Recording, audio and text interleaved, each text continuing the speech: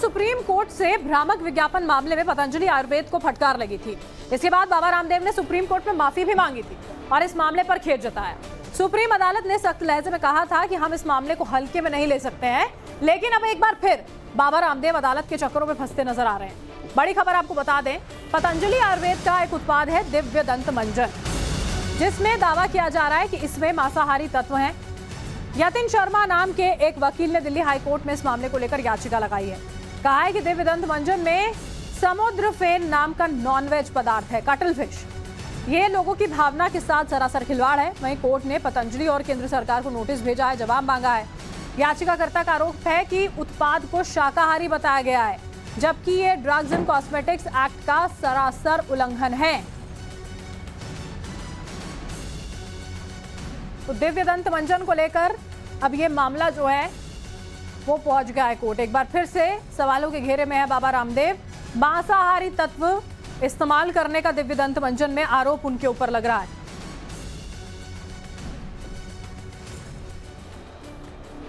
और अब आपको ये पूरा का पूरा मामला जो है वो विस्तार से समझाते हैं, ताकि आप ये समझ पाए कि इस याचिका में आखिर है क्या क्या कुछ कहा गया है, वो आप समझ पाएंगे। याचिकाकर्ता एडवोकेट यतिन शर्मा की ओर से आरोप जो है इस याचिका की तरफ से लगाए गए। दिव्य दंत मंजन में नॉनवेज मटेरियल का इस्तेमाल किया गया है, ये उन्होंने कहा। पतंजलि के प्रोडक्ट को लेकर हाई कोर्ट में दरअसल याचिका दायर की गई है। उन्होंने कहा कि इस मंजन में समुद्र फेन होने का आरोप उनकी ओर से लगाया गया है, उसकी मौजूदगी है। समुद्र फेन को नॉनवेज पदार्थ बताया गया है और मंजन पर ग्रीन यानी कि वेजिटेरियन लेबल लगा हुआ होता है, इसका जिक्र उन्होंने किया और कहा हाई कोर्ट ने पतंजलि आयुर्वेद को इसी के बाद से जवाब भी यहां पर मांगा है। कोर्ट ने पतंजलि की दिव्य फार्मेसी को नोटिस जारी किया है। मामले की अब अगली सुनवाई जो है वो 28 नवंबर को होनी है।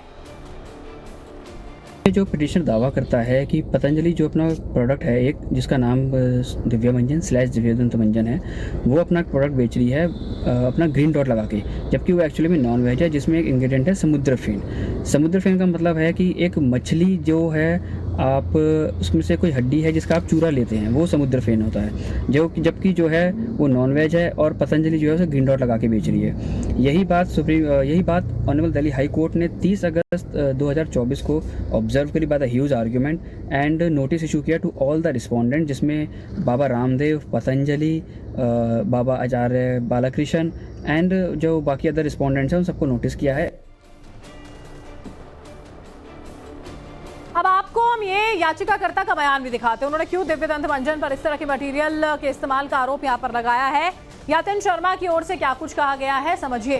योग गुरु रामदेव ने खुद ही एक वीडियो में स्वीकार किया कि उनके इस प्रोडक्ट में कटल फिश का इस्तेमाल जो है वो किया जाता है। इसके बावजूद कंपनी जो है गलत ब्रांडिंग कर रही है, मंजन को वेजिटेरियन बता रही है।